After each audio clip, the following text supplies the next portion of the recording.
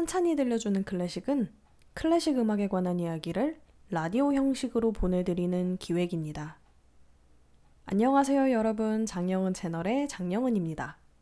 오늘은 찬찬히 들려주는 클래식 낭만 시리즈의 마지막으로 베르디에 대한 이야기를 해보려고 합니다.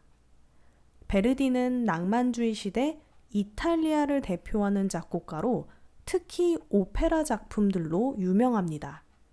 가난한 여인 숙집의 아들로 태어난 베르디는 어린 시절 전문적인 음악 교육을 받는 것이 쉽지 않았습니다.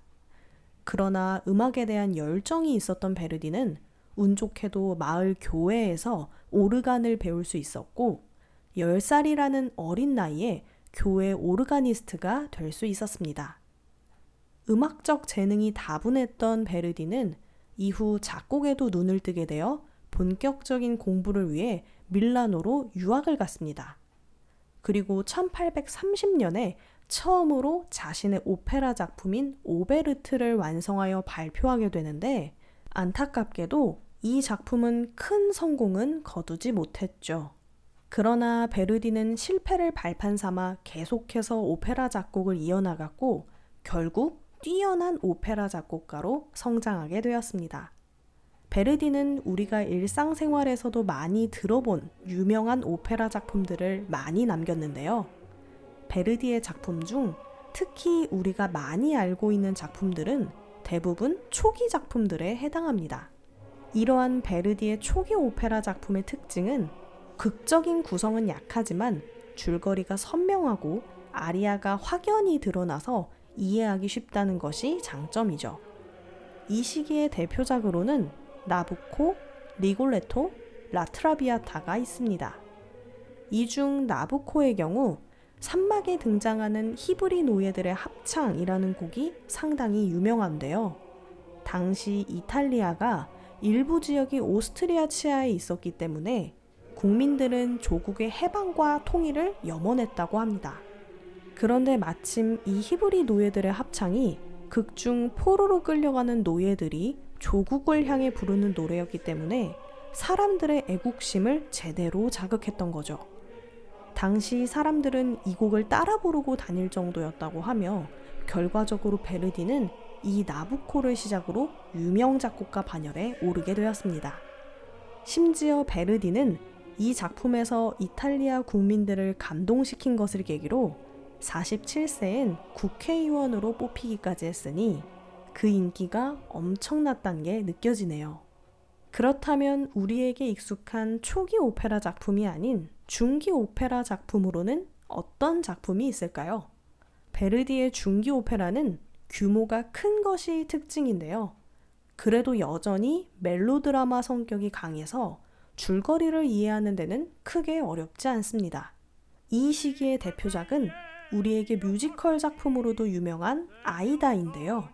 사실 뮤지컬 아이다도 베르디의 오페라 작품인 아이다를 원작으로 두고 있는 작품이랍니다.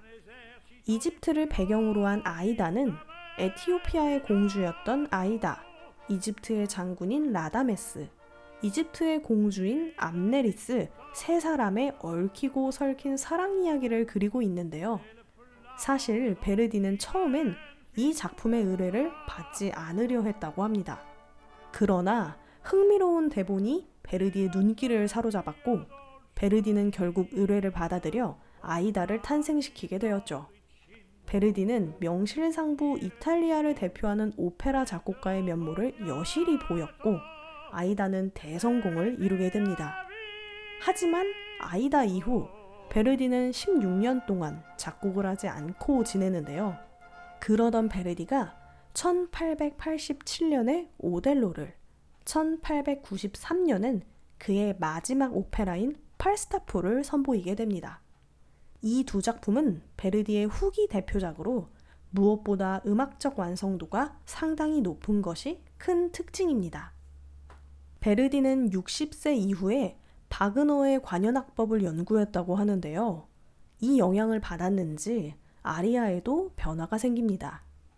베르디는 원래 뚜렷하고 알아차리기 쉬운 아리아를 주로 썼었는데 이 시기엔 전체적으로 봤을 때 작품에 잘 스며들 수 있도록 완성도에 상당히 신경을 쓴 아리아가 많습니다. 이처럼 베르디의 오페라를 초기, 중기, 후기 흐름으로 쭉 보았을 때 베르디의 오페라는 갈수록 음악적, 극적 완성도가 향상되는 것이 눈에 띄는데요. 시간이 흐를수록 발전하는 모습이 정말 멋있게 느껴지네요. 베르디는 말년엔 자선 사업도 많이 해서 87세의 나이로 세상을 떠날 당시 많은 이들의 존경 속에서 떠났다고 합니다. 비록 가난한 여인 숙집의 아들로 태어났지만 훌륭하게 자신의 재능을 펼치고 사람들에게 나눔까지 실천한 베르디. 그의 성장형 인생은 많은 이들에게 박수받을 만한 삶이었다고 생각되네요. 오늘의 찬찬히 들려주는 클래식, 여러분은 어떠셨나요? 찬찬히 들려주는 클래식이 도움되셨다면 좋아요 눌러주시고요. 다른 찬찬히 들려주는 클래식이 궁금하시다면 구독도 부탁드릴게요. 찬찬히 들려주는 클래식 낭만 시리즈가 이것으로 모두 마무리되었습니다. 찬찬히 들려주는 클래식은 준비 기간을 가진 뒤 또 다른 주제로 찾아오도록 할게요. 그럼 돌아오게 될 찬찬히 들려주는 클래식도 기대해 주시고요. 저는 다음 영상으로 돌아올게요. 안녕!